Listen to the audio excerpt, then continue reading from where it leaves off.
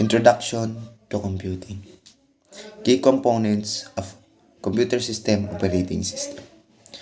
This lesson introduces the discussion of the key components of computer system and how they work together. There are three main components to a computer system: hardware, software, and peopleware. Computer associated equipment is called hardware. Computer is a collection of instruction which tells what to do with hardware.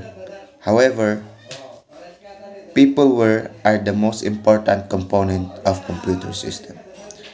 For for some reason, people use the computer power assessment task shall be performed at the end of the lesson.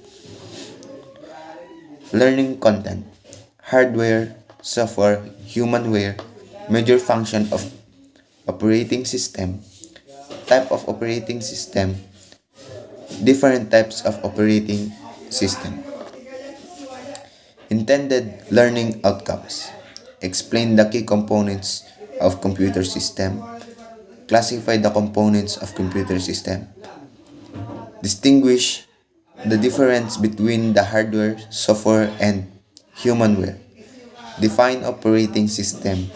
Identify the basic concept of operating system. Discuss and enumerate the different types of operating system. Flexible teaching learning modality. In this lesson, teaching and learning is mediated through the use of technology like print, audio, video, and the internet. Students instruct with their technology and each other through virtual classrooms, email, and web conferencing. For the online modality, the virtual classroom shall be used for the purpose of delivering a lecture and allowing a synchronous discussion with the students. For the remote modality, a learning management system shall be used to upload the module and to allow asynchronous discussion with the students. This will also be used as platform for the submission of the requirements. Computer system is a collection of entities, hardware, software, and humanware that are designed to receive, process, manage, and present information in a meaningful format. Input unit is used for transfer raw data and control signals into the information processing system by the user before processing and computation. All the input units device provide the instructions and data are transformed into binary codes that is primary memory acceptable format. The function of the input unit are accept data and set of introductions command. Convert the data in a form which the computer can accept and provide this converted data to the computer for further processing. Central processing unit. This is called the brain of the computer system. It contains of three parts, namely the control unit, the arithmetic logic unit, and the primary storage unit. Control unit controls, manage, and coordinates the operations of the entire computer system. Arithmetic logic unit executes the instructions and perform all the calculation and decisions. Primary storage unit, also called as main memory, the data which is to be output from the computer system is also temporarily stored. It is the It is the storage section that holds the computer programs during execution. It stores temporary results of intermediate processing. Output unit give the result of the process and computations to the outside world. The output units accept the result produced by the computer, convert them into human readable from and supply them to the users. Computer of Components of computer system. Computer hardware contains of internal and peripheral device, all physical parts of the computer or everything that we can touch. Input Input device, output device, central processing unit, and storage device. Computer software, also known as program of applications. It gives intelligence to the computer. They are classified into two classes, namely system software and application software. Humanware. It is the person who operates computer. The user commands the computer system to execute on instructions. Computer hardware components. It contains of if it contains of all the mecha- machinery and equipment in a computer system. In general, computer hardware is categorized according to which of the five computer operating it performs.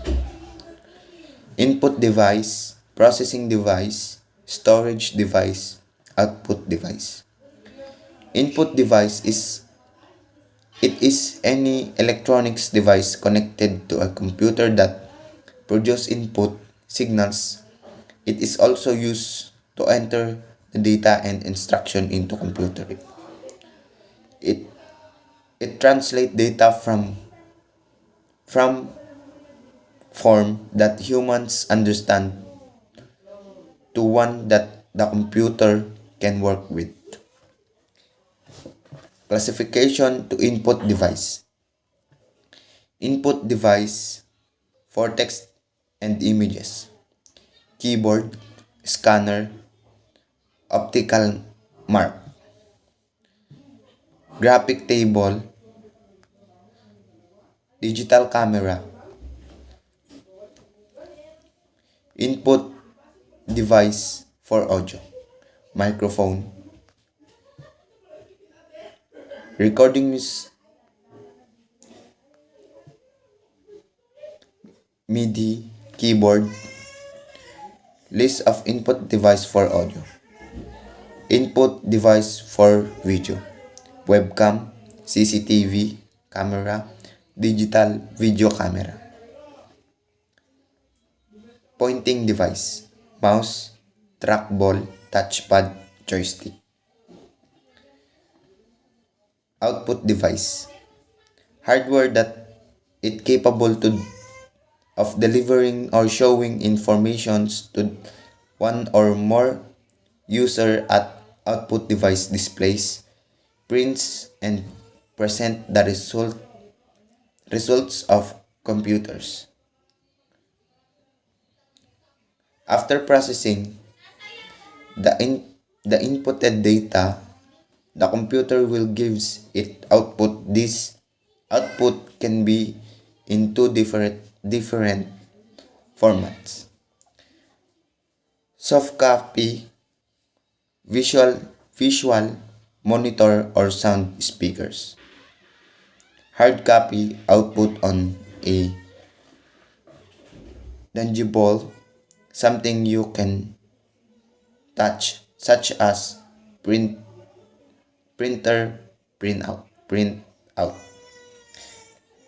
Different type of output device: LCD monitor, LED monitor, LCD projector, dot matrix printer, laser printer, inkjet printer, terminal printer, speaker, woofer, headset, earphones.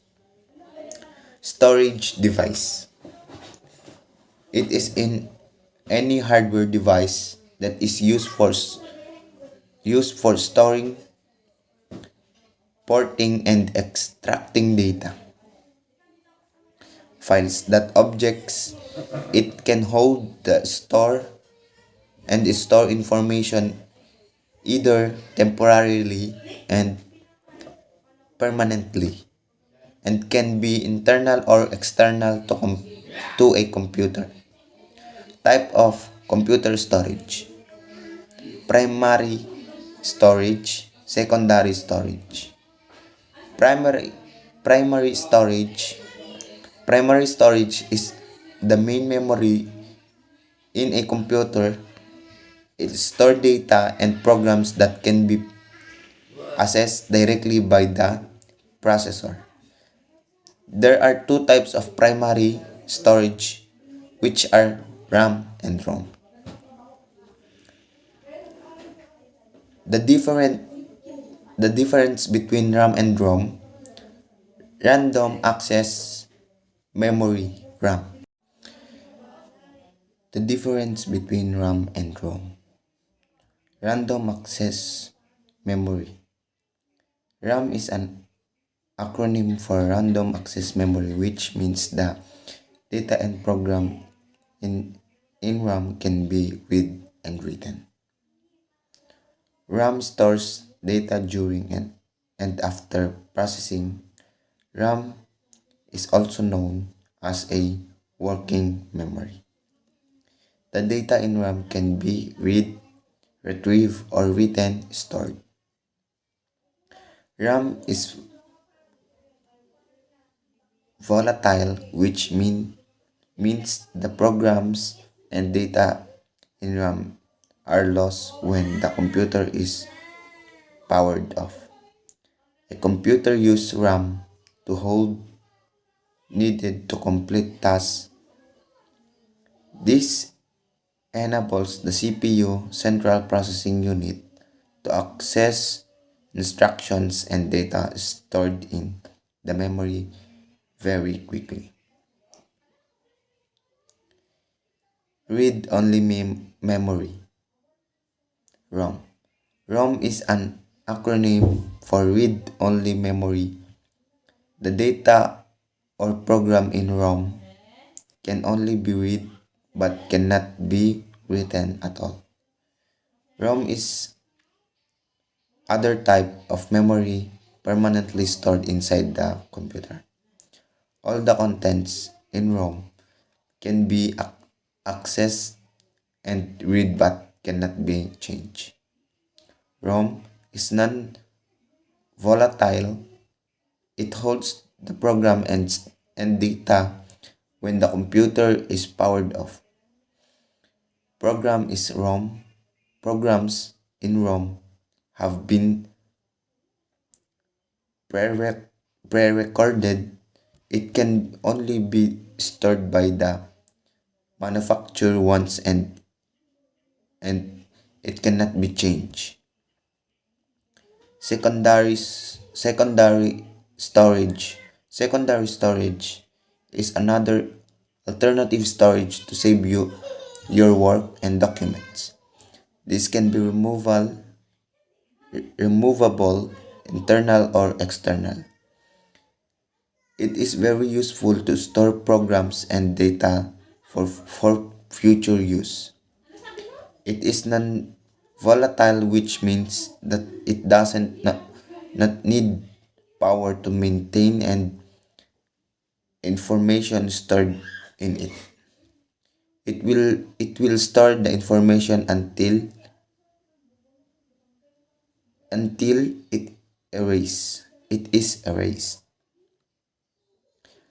Secondary storage, magnetic medium, optical medium, flash memory.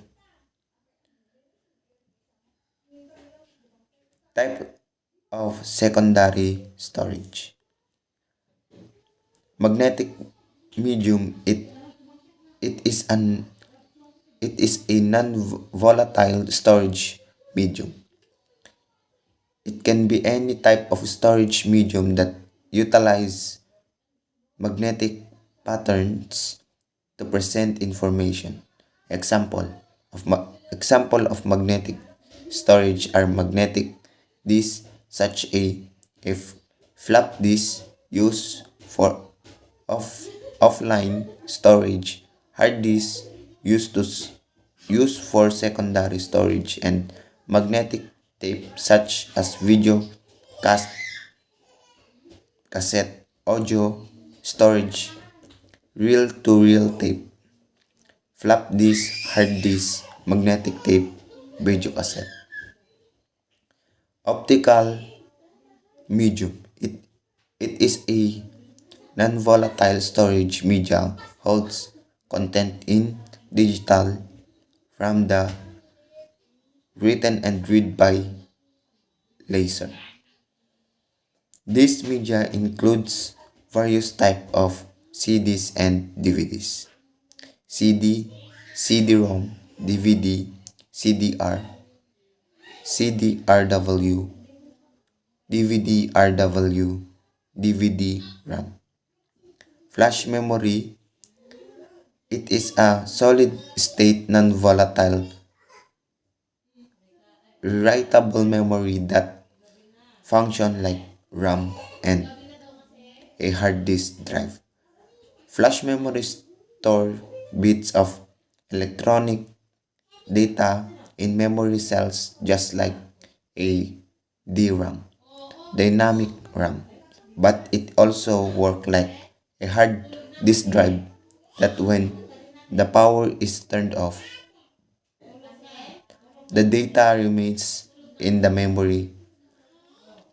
Flash memory card and flash memory sticks are example of flash memory. Type of flash memory: solid state hard disk, memory stick, flash memory, microflash memory. Capacity, it refers the number of bytes, characters, and storage medium can hold. 1 byte, 8 bits. 1 megabyte, 1024 kilobyte. 1 terabyte, 1 trillion byte. 1 exabyte, 1 quintillion byte. 1 yottabyte, 1 septillion byte. 1 KB, 1024 byte. 1 GB, 1024 MB. 1 petabyte, 1 quadrillion byte. 1 zettabyte, 1 sextillion byte.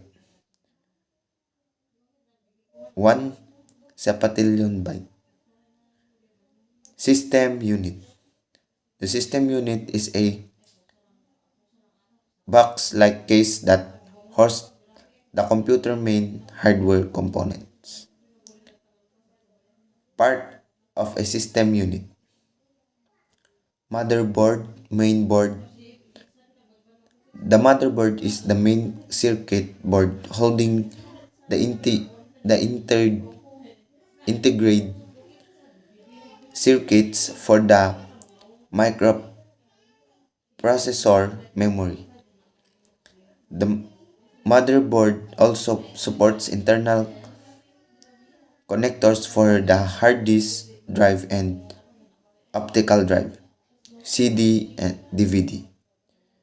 The external connectors for the mouse, keyboard, printer, speaker, etc.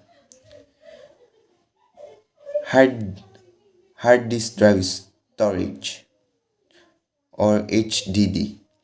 It uses the main storage device for programs and data when the computer is not being used. Information is stored on the hard drive magnetically and the capacity of the device is usually measured in megabytes, gigabytes or terabytes. Optical drive, CD, DVD.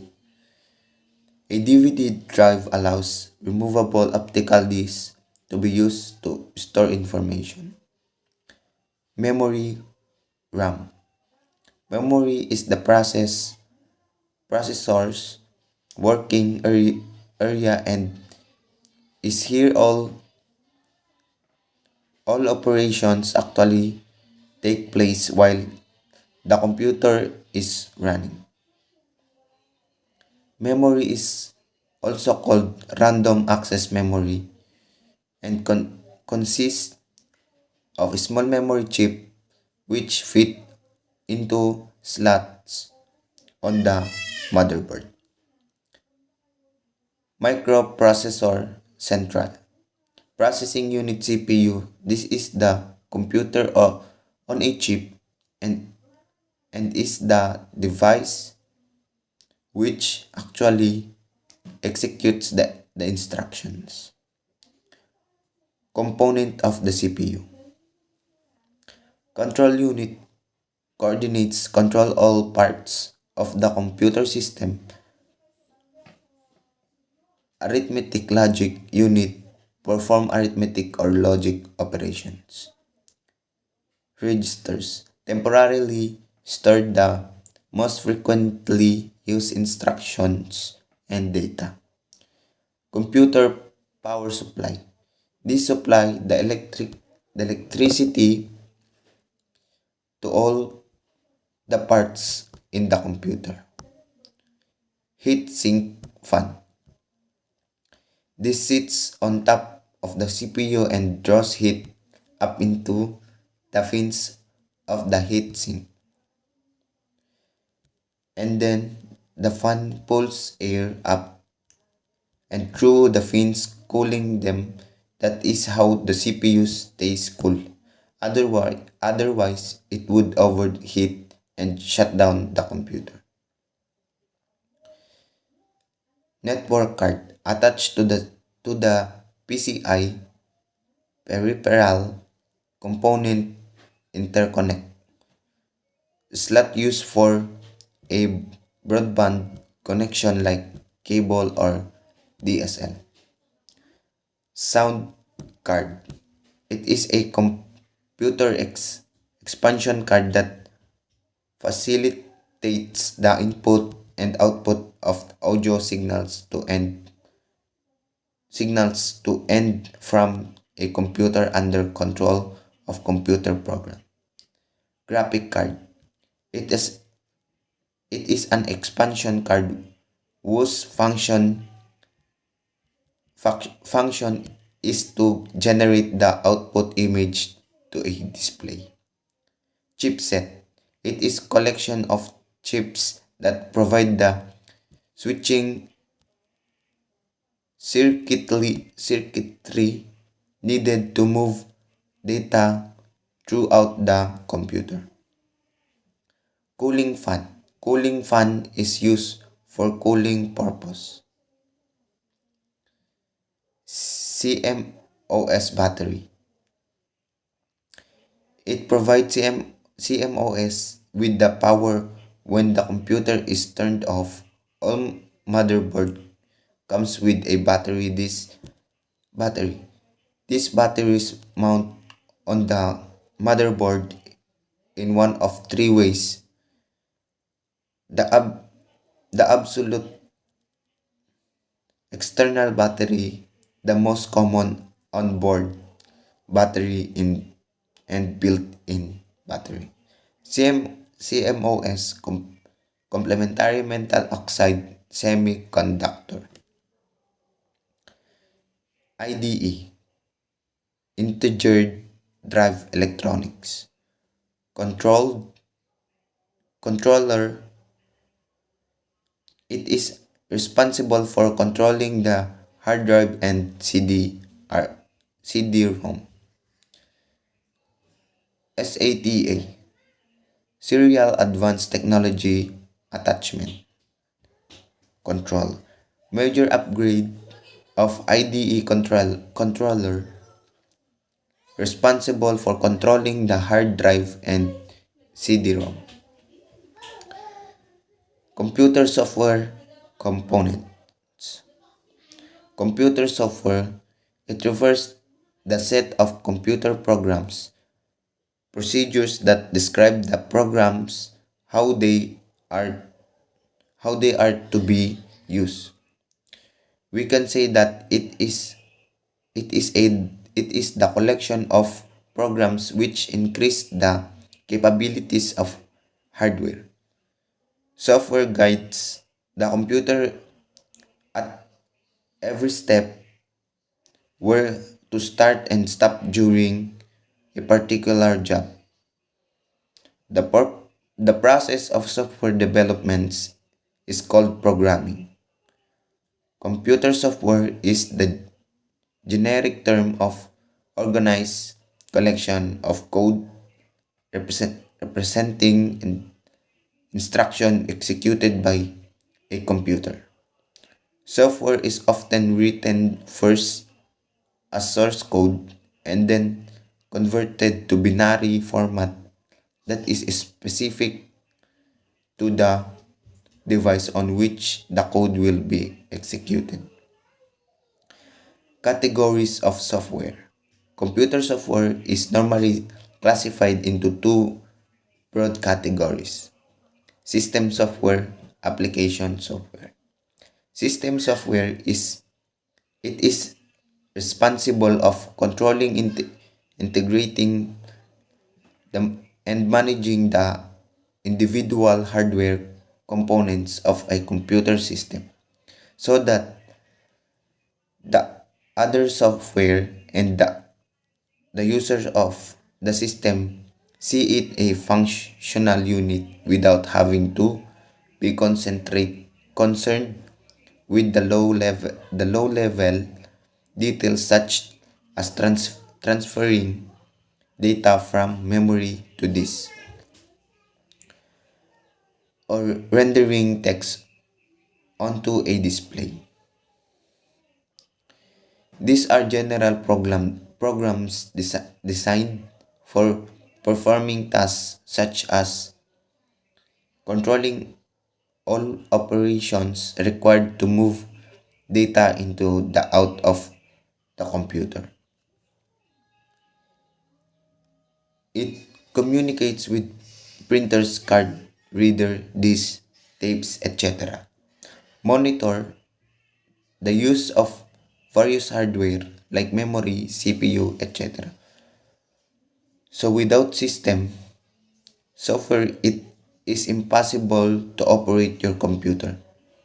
The following diagram is shows in figure 3.29 is the relations between hardware, software, and you as user of computer system. User, applications, software, system software, hardware. Type of system software. Operating system. It is it is software that controls the monitor and running of applications. It provides a platform of software developers who have to design application with the OS in mind. It is responsible for the management and coordination of activities, and it is an intense between computers and users. Function of operation system. The part of OS that manage the computer's resource is known as the kernel, otherwise known as the supervisor program. It managed the computer resource, CPU, memory, and peripherals.